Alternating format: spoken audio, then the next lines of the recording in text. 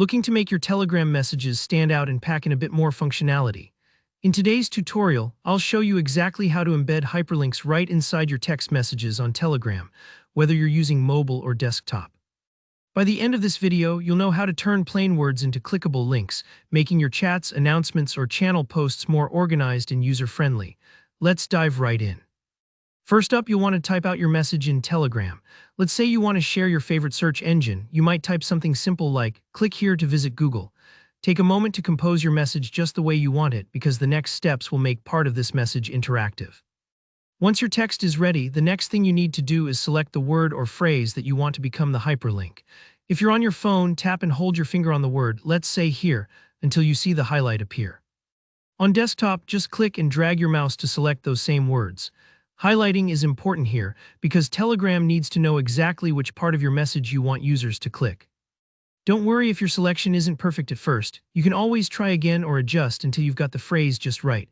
Now let's create the link. On mobile, after you've selected the text, look for the 3 vertical dots. That's the More Options icon, usually at the top or above your on-screen keyboard. Tap those dots and you should see an option that says Create Link or maybe a little link icon. This can be a tiny bit hidden the first time you do it, but once you know where it is, it becomes second nature. On desktop, it's even more straightforward. A small menu will usually pop up as soon as you highlight the text, and you'll spot the link icon right there. Here, where the magic happens. A pop-up window or field will ask you to enter your URL. Paste in your link, for example, https://www.google.com. Make sure you're using the full address so users land on the right page.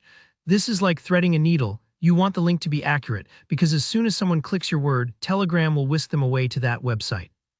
If you're grabbing a link from your browser, double-check you've copied the full URL including the https:// so there are no errors. With your link set, hit send and you're done. Telegram will now display your message just as you wrote it, but your chosen word, like here, will be underlined or colored to show it's clickable.